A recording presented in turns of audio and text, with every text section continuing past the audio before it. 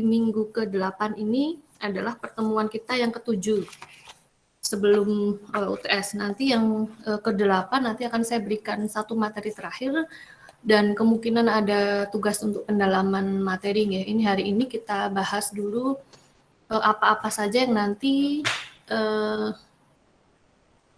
apa bahan kisi-kisi lah gitu ya, kisi-kisi UTS gitu ya.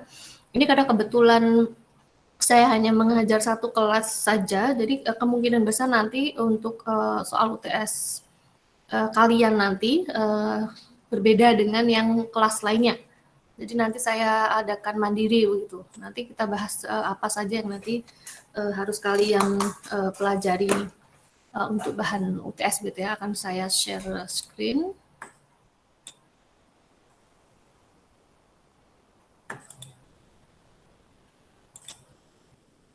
Bagi yang mahasiswa yang merasa aktif kuliah itu berarti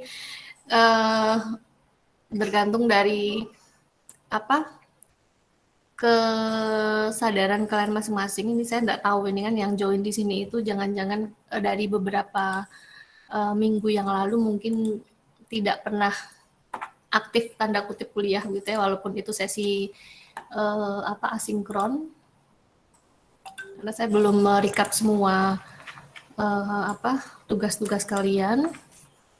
Oke, tolong didengarkan baik-baik. Ini kita akan membahas sedikit kira-kira apa saja yang harus kalian pelajari nanti untuk UTS kalian nanti ya. Kita mulai dulu dari week 3. Di week 3 itu sudah saya share materi ini, filenya judulnya adalah diktat ini English Curriculum bla bla bla IAIN Ponorogo. Ini saya memang ambil dari Google. Ini satu materi yang cukup bagus ya, karena saya nggak bisa men-share langsung dari buku ini semuanya ya, jadi saya juga mencarikan materi dari sumber lainnya. Ini kemarin di minggu 3 yang lalu ini saya minta kalian untuk mempelajari kurang lebih ini ya, di halaman-halaman ini. Jadi kalian fokus saja di halaman ini saja ya untuk materi yang ini tadi yang IAIN Ponorogo tadi. Kita lihat dulu halaman 32 59.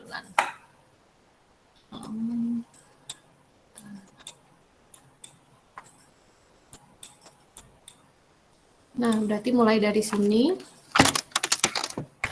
Nah, ini nanti yang fokus yang harus kalian pelajari nanti dari sini, di diktat ini tadi, lesson 5, sorry, ini halamannya kok beda.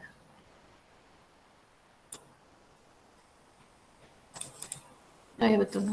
Karena ini untuk materi file ini, dia memang lebih fokus ke kurikulum, maka di beberapa halaman yang lainnya dia kan memang membahas kurikulum, tapi kita fokusnya untuk materi atau mata kuliah ini kita fokusnya di materials. Maka di sini saya minta kalian hanya membaca halaman tertentu saja yang terkait materi ya. Halaman tadi 32 atau 33 ya, di sini sampai akhir di bab ini saja. Di sini sampai sini, kemudian yang materials development dari halaman 59 atau 60. Kita cek dulu.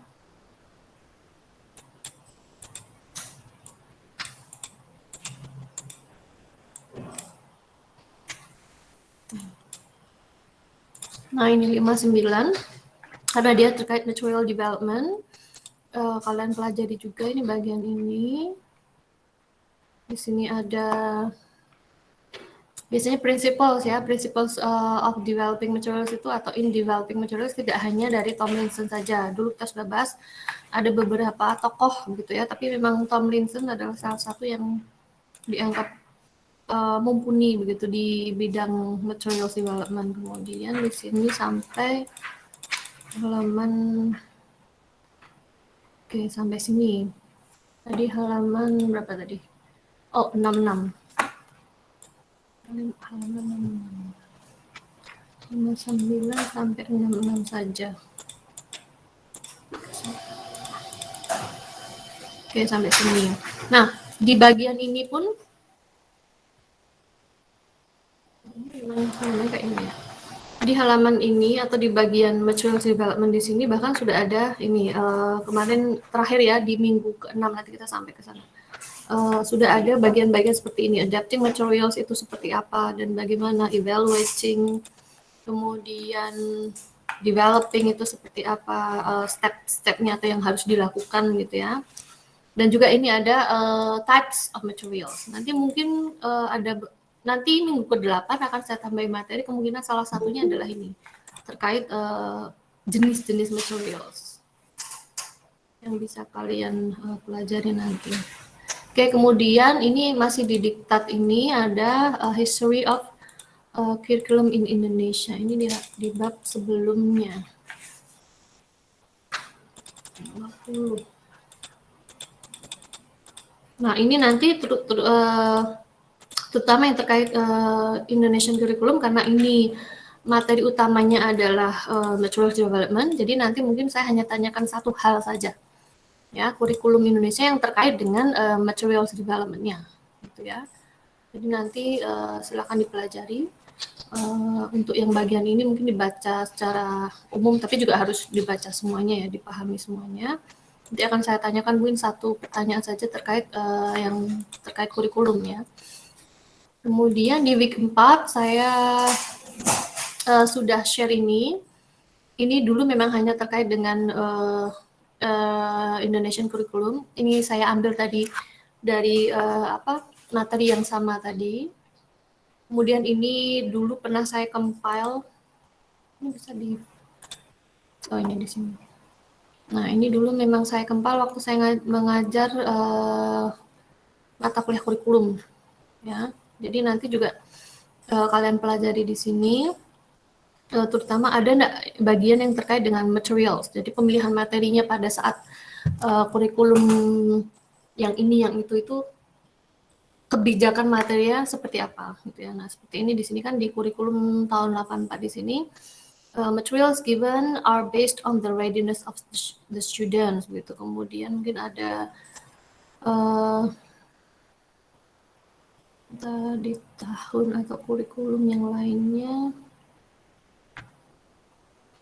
Nah, ini the subject matters are associated with daily events. Kemudian ada emphasisnya ada di physical education dan arts. Jadi mungkin pada saat awal mulanya Indonesia membuat kurikulum masih jadi setelah terbebas dari Belanda lah, gitu ya. Jadi masih fokusnya mungkin pada saat itu entah kebijakannya seperti apa, sehingga fokus materinya adalah terkait dengan arts dan physical education. Dan pasti kan ada shift-nya atau ada changes-nya, gitu ya.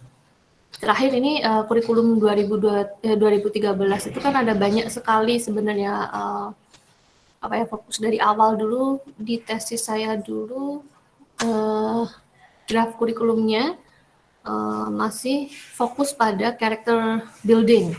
Tapi kemudian setelah jadi dia fokus ke yang scientific itu yang ada 5M itu ya.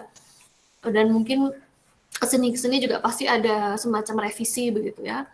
Tapi nanti intinya adalah yang ditanyakan terkait kurikulum nanti tidak ke kurikulumnya, tapi kebijakan kurikulum pada saat entah yang mana itu materinya seperti apa, gitu ya. Nanti mungkin saya tanyakan seperti itu. Jadi ini cukup tahu gitu ya. Ini untuk kalian dipelajari untuk cukup tahu lah gitu ya. Apalagi yang mungkin ada yang belum mengambil mata kuliah kurikulum gitu, nanti pasti yang materi ini tadi pasti dibahas. Kemudian saya juga sediakan kemarin materi dari YouTube, ini kalian sambil santai-santai begitu sambil mempelajari ini berbagai materi di sini sudah saya siapkan. Ini materi yang dari sini ini terkait tadi principles atau procedure ya of material development. Jadi intinya ada selecting, grading, designing, evaluating, yang adapting dan sebagainya masuk di mana Bu? Gitu. Masuk di dalam beberapa bagian ini. Jadi ini secara umum ya, secara umum itu ada 4. Selecting, grading, designing, evaluating. Tapi di dalamnya ada adapting dan sebagainya. Itu bisa kalian pelajari dari ini tadi materi yang di YouTube, atau misalnya di sini Saya juga ambil contoh dari slideshow ya atau PPT dari orang lain. Nah, nanti bisa kalian lihat detail-detailnya. Kemudian, nah ini kemarin di minggu ke-6 itu lanjutan dari materi ini tadi, minggu ke-5. Jadi ini masih extension dari step-stepsnya tadi ya. Di sini untuk yang materi ini, procedures yang ini adalah selecting dan grading. Nah, di sini kalian bisa melihat detail-detailnya seperti apa. Ini saya ambil dari buku yang kami tulis dengan Pak Joko dan dengan Bu Muamaroh. Nah, di sini ada beberapa step yang harus kalian pahami ketika mendevelop materials itu harus seperti apa stepnya gitu ya. Ini soal kemarin kalian sudah kerjakan. Nah, di sini ada grading. Nah, di sini grading itu kan ada sequencing, ada staging. Nah, itu apa saja sih gitu. Di sini sudah ada semuanya. Insya Allah sudah ada semuanya. Nah, di sini sudah ada step-stepnya. Kemudian di sini ada sedikit tambahan ya terkait dengan grading tadi. Kalau menggrading yang non-linguistic factors dari materials itu seperti apa? Di sini kita harus lihat dulu beberapa hal yang harus diperhatikan ketika tahap grading ya. Itu ada learning objective, ada learners levelnya juga diperhatikan, kemudian time available dan sebagainya. Ada beberapa di situ. Nah, kemudian di sini ada types of English materials gradation. Ya, ini ada yang linear atau successive, ada cyclic. Ini apa modelnya gitu ya. Model-model grading itu seperti apa? Di sini juga karena kaitannya dengan bahasa, maka juga terkait grammatical or linguistic or structural gradation gitu. Ini bisa dipahami sendiri. Ada juga kaitannya dengan situational atau realistic context. Jadi karena kita mempelajari bahasa gitu ya, jadi tetap harus ada istilahnya apa? Ada mereflect ke real situation gitu ya, karena kan bahasa itu kan nanti dipakai untuk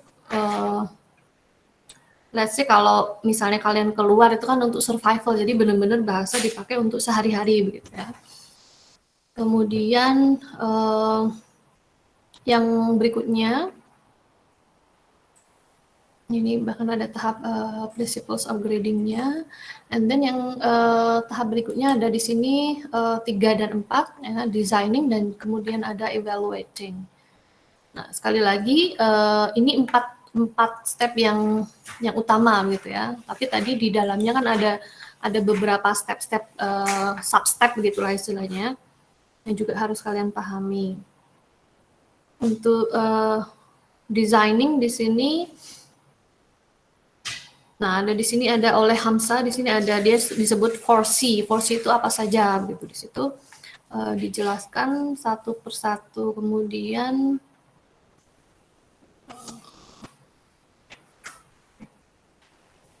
nah untuk evaluation-nya ini di sini tidak begitu banyak step-stepnya sebenarnya. Criteria for evaluating. Oke, jadi di sini tidak begitu banyak dijelaskan jenisnya atau stepnya apa saja, tapi intinya nanti akan saya ambilkan soal-soal insya Allah ya dari materi yang saya share semuanya di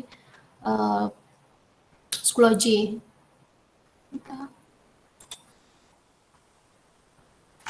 Ini yang terakhir. Kemarin sudah, kalau ada yang belum masih ada kesempatan, mumpung belum saya unpublish, yang di sini baru ada separuhnya yang mengerjakan kemarin. Untuk minggu atau pertemuan ke-8 nanti saya siapkan satu materi tambahan ya. Jadi nanti saya putuskan untuk tidak mengikuti soal UTS dari dosen lain karena sepertinya ini materinya sudah terlalu jauh menurut saya. Jadi nanti saya beri soal sendiri saja ya. Kemungkinan besar nanti essay, tetapi essaynya yang bukan ini ya, bukan terlalu apa istilahnya analyzing. Nanti yang analyzing nanti yang setelah UAS. Jadi nanti kita sampai ke tahap kalau materi untuk listening, untuk skill ini, skill itu seperti apa itu nanti setelah UTS nanti akan saya pandu untuk proses analisis materi gitu ya. Jadi bukan membuat materi tetapi menganalisis materi. Contohnya adalah misalnya nanti saya minta kalian misalnya mengambil sampel 1 bab atau 2 bab dari let's say dari LKS-nya adikmu entah SD, SMP atau SMA begitu, atau punyamu sendiri yang zaman dulu yang masih ada di rumah, kemudian nanti kita analisis menurut apa istilahnya bagaimana materi listening yang seharusnya gitu. Nanti di teori ada akan saya berikan, kemudian kalian akan mencoba menganalyze beberapa sampel nantinya gitu ya, terkait misalnya skill dari mulai LSRW, kemudian mungkin nanti ada pronunciation yang grammar itu seperti apa dan sebagainya. Itu nanti setelah UTS ya. Kalau ini masih secara teoritis saja. Begitu. Sebentar. Ada lagi yang tadi belum saya sampaikan ya. Sementara itu sambil saya ingat-ingat, tadi saya mau melanjutkan apa lagi? Ada yang mau ditanyakan? Oh ya, tadi saya sebutkan jenis soalnya kemungkinan essay, tapi bukan essay yang analyzing ya, yang terlalu apa ya. Intinya nanti hanya kayak misalnya sebutkan dan jelaskan secara singkat, misalnya apa, proses apa, begitu saja. Jadi kamu harus tahu, kayak misalnya tadi, misalnya ada tadi si apa, forces-nya si Hamzah tadi, apa misalnya. Nah itu apa, dan kemudian apa sebutkan, kemudian jelaskan singkat saja. Itu yang saya mau ya dari UTS nantinya. Jadi tidak multiple choice, bukan juga essay yang terlalu banyak analisis, tapi masih definisi ini atau jenisnya ini apa, kamu sebutkan, kamu identify, dan jelaskan per bagiannya secara singkat gitu saja. Is that understandable? Atau ada yang masih bingung nanti bagaimana ujiannya? Yang jelas jadwalnya nanti saya belum tahu apakah mandirinya itu jadwalnya terpisah dengan jadwal yang sudah ada atau nanti masih tetap di waktu yang sama tetapi soalnya berbeda. Tapi kalian tetap memasukkan ini ya, apa itu namanya? Apa namanya Mbak? Ujian. Kartu ujian, Mem. Ya, kartu ujian tetap kalian masukkan. Daftarkan ke yang psikologi, yang prodi itu tetap ya. Tapi nanti jangan mengerjakan soal yang itu. Kalau ada yang mengerjakan soal yang itu di kelas saya, nanti ya, biar ini bocorannya, ini nanti yang mengupload soal keseluruhan kan saya, jadi nanti di kelas saya nanti tetap saya enggak masukkan kelas E di situ. Jadi kalau kalian ini enggak tahu, ada yang enggak ikut Google Meet sekarang atau bagaimana, atau enggak mendengarkan penjelasan saya dan kalian merasa mengerjakan soal tetapi di dosen lain, ya tidak akan saya anggap kalian mengerjakan gitu ya, bisa dipahami ya. Jadi nanti mungkin saya buka di psikologi saya sendiri saja, atau mungkin ya nantilah saya berikan linknya nanti. Okay, so is there any question? Apakah materinya kurang banyak atau bagaimana? Halo? Ada yang mau bertanya atau ada yang mau beri saran apa sebelum kita akhiri?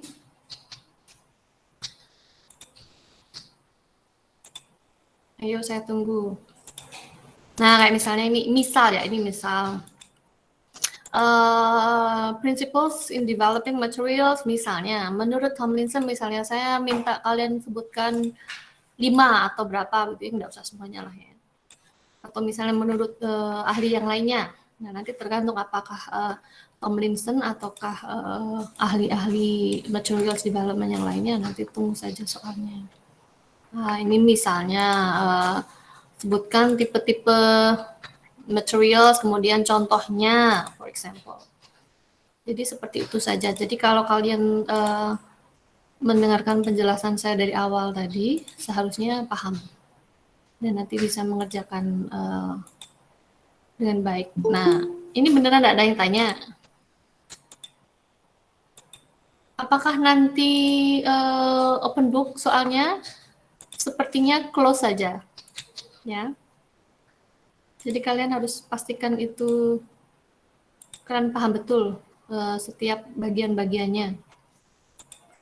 Misalnya ini adapting, di sini ada apa? Di sini misalnya apa saja yang harus diperhatikan ketika adapting materials gitu. Mungkin sebutkan 5 misalnya. Cobalah nanti saya pikirkan dulu apakah open book atau closed book. Kalau memang materinya banyak ya kemungkinan open book, tetapi ada tetapinya nanti berarti batas waktu mengerjakannya berarti harus saya batasi gitu ya.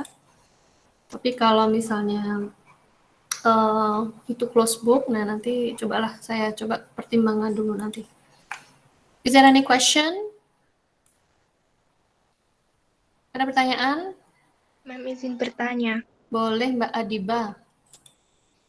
Itu kan itu berarti lebih mendingan belajar dari PDF-PDF yang di Iya, Schoology, ya, Ma'am. pokoknya materi yang saya berikan saja, ya. Betul. Kalau dari bukunya ada nggak, Ma'am? Loh ini bukunya ada. Tapi kan kemarin saya sengaja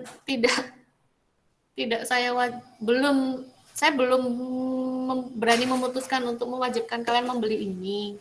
Karena satu online, kemudian ya kondisi dan situasi sekarang yang belum memungkinkan dan saya cuma mengajar satu kelas saja, makanya tidak saya wajibkan. Tapi kalau kamu mau membeli pun nggak apa-apa, kan dulu sudah saya jelaskan. Tapi kalaupun tidak membeli pun masih bisa mengerjakan kok. Ini tadi tinggal mengakses materi yang sudah saya share tadi dari minggu mana ini. Ini minggu 1 2 kan kosong karena maksudnya saya isi materi karena sudah kita sampaikan semua di Google Meet waktu itu. Jadi ini kayak 3 4 5 6. Ya. Untuk week 7 tidak ada materinya sepertinya, sudah saya kasih materi belum sih? Yang jelas nanti minggu ke-8, tapi masih minggu ini nanti saya berikan kalian tambahan 1 lagi materi dan juga tugas. Nah ini kan yang 7 kan memang tidak ada materinya. 3, 4, 5, 6 dan nanti 8 gitu ya. Wah ini semua kalian buka, kalau tidak ada ya berarti ya itu tidak ada materi yang harus dipelajari. Kalau ada seperti ini week 3, nah ini kan sudah ada ini di sini. Ini sama ini ya hampir sama karena itu sumbernya sama. Dan yang saya tunjukkan dari awal sampai akhir tadi. Begitu? Is it okay? Atau kurang banyak materinya? Sudah cukup, Ma'am. Sudah cukup. Tapi tambah 1 lagi ya, nanti yang minggu ke-8 itu ya. Kalau ini yang video dari YouTube yang banyak itu ya pokoknya didengarkan saja, diresapi, dipahami, itu sebenarnya materinya ya sama dengan yang inilah kurang lebih yang week 6. Nah, yang di week 6 itu. Intinya adalah ini prosedur to develop materials. Ini karena main procedure itu secara umum ya 4 saja, tapi tadi di dalamnya itu kan ada beberapa tahap-tahap sub-sub lah begitu ya.